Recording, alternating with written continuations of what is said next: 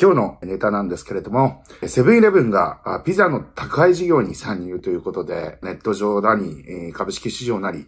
いろいろ話題になっております。つい先日もですね、ミスタードーナツ等に対抗してドーナツ事業を始めましたけれども、惨敗して撤退という形になっておりますが、このセブンイレブングループのですね、凄みというのはどこにあるかというと、失敗しても何度でも挑戦をするということで、今やもうコンビニ各社がですね、入れたてコーヒーマシンを導入して入れたてコーヒーを入れると。レジでですね、カップを販売してですね、今やもうね、アイスコーヒーとかですね、いろんなバージョンが販売されるに至りましたが、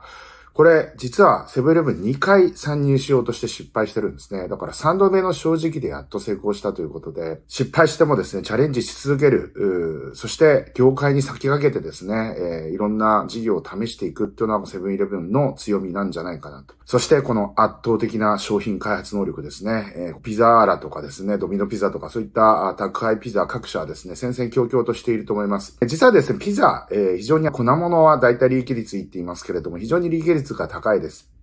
デリバリーピザのですね、粗利率はもう 50% は余裕で超えてると思いますけれども、非常にですね、粗利率の高い商品。500円とかで本当は販売しても採算取れると思うんですけれども、儲けるためにですね、値段高めに設定してると。デリバリーだったりとかマーケティングコストそれなりにかかるので、セブンイレブンがこの宅配ピザ事業に参入した一つのポイントは、ピザのデリバリー事業そのものを他社から奪っていく、その市場を奪っていくということも一つはあると思うんですけれども、セブンイレブンの宅配事業を本格化していこうという意図も見えるのではないかなと思います。特に地方で人材獲得しづらかったですけれども、外国人実習制度がですね、改定されて事実上移民を認めるような、できるだけ近隣諸国からですね、人材を取っていこうという政策に変わってきたので、地方でもそういったデリバリー用の人材が確保できるんではないかという目論みがあると思います。またですね、そういったところにはですね、以前運転免許を取るのがすごく難しかったんですが、いろいろな言語でですね、運転免許証を取れるようになって、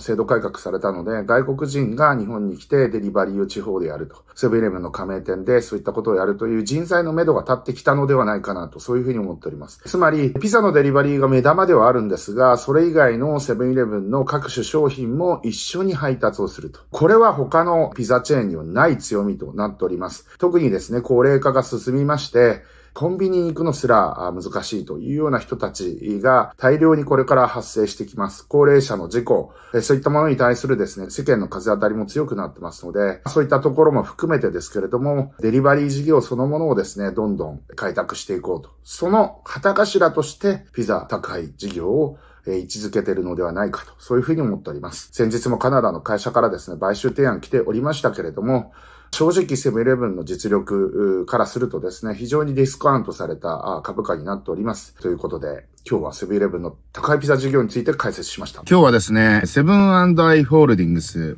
コンビニ大手ですね。日本のコンビニ最大手なんですけれども、こちらの方がカナダのコンビニエンス、これ最大手ですかね。アリマン・タシオン・クシュタールというですね、なかなか読みにくいグループなんですけれども、こちらの方からですね、買収提案を受けたと。実はここから買収提案を受けるのは今回が初めてではなくて、2020年ぐらいにも買収提案を受けてたらしいんですけれども、今回ですね、日本の経済産業省も2023年ですかね、真摯な買収提案を受けた時に、取締役会はですね、真摯に対応しなければいけないという経営指針みたいなものがオフィシャルに出ていたがゆえにですね、独立社外取締役ですね、で構成する委員会がですね、独立的な委員会が買収提案をですね、独立社外取締役だけの特別委員会で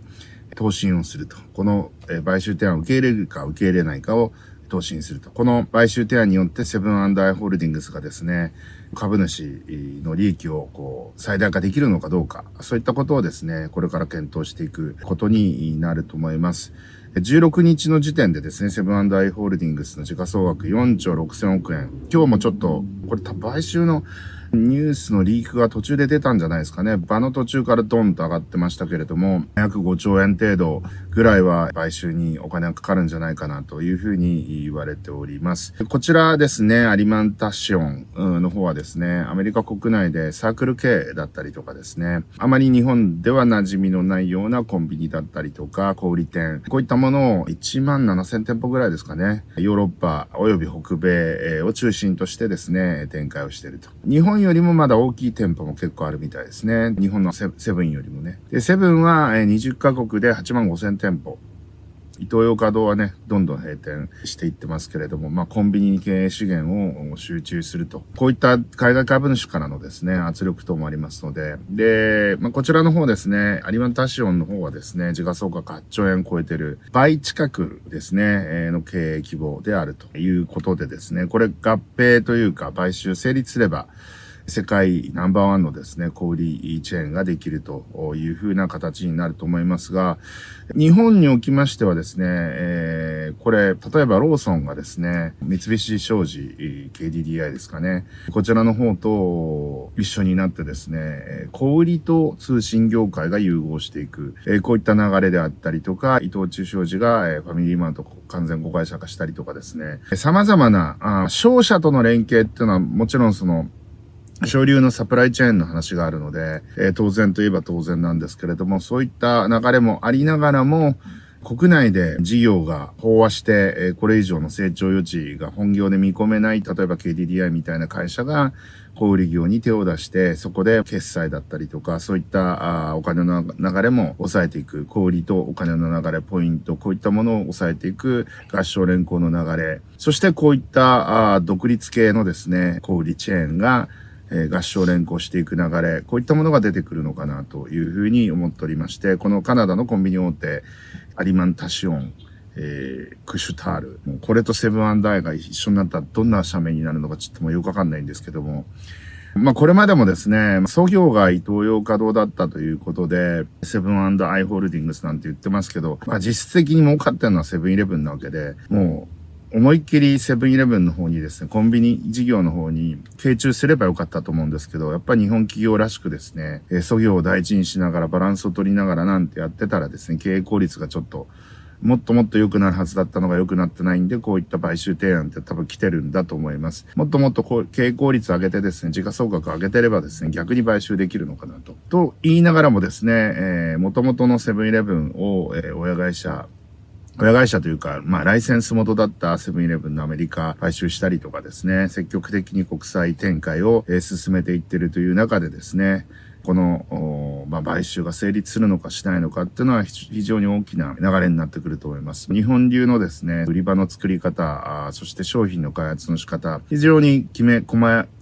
やかでですね、やっぱり日本のコンビニ大手の中ではセブンイレブンが群を抜いてると思いますし、レジ横商品のお菓子なんかね、ジェネリックお菓子なんていう風に言われたりとかしてですね、ご当地名物を臆面もなくパクったりとかですね、本当に PB 商品どんどん充実させていってですね、サプライヤー看板商品をですね、どんどん自分たちの PB 商品にしたりとかですね、いろいろえげつない動きも目立ちますけれども、本当に日本のコンビニの中ではですね、圧倒的ナンバーワンであるのは間違いないのかなと。こういったナンバーワンの会社がですね、どのように動くのかっていうのは非常に難しいというか面白い話ではある。ただ、ガバナンスコード的なものがですね、やっと日本社会にも根付いてきて、一応もう特別委員会でですね、独立社会取締役だけで構成される委員会で検討するというところまでですね、M&A の提案をですね、真面目にちゃんと議論する場を作るようになっただけでもですね、日本企業の経営効率は上がってきたのかなというふうに思います。経営規模的にはね、倍近くの時価総額ありますけれども、もしこれ決裂するとなると2回目のオファーということなので、もしかすると敵対的買収というような形にもなるかもしれません。で、実際日本でもですね、敵対的買収というのが成立する事例が増えてきたので、そういった形になってしまうやもしれませんということで、非常に注目したい事案かなと思っておりますということで、今日はこの辺で終わりたいと思います。いってらっしゃい。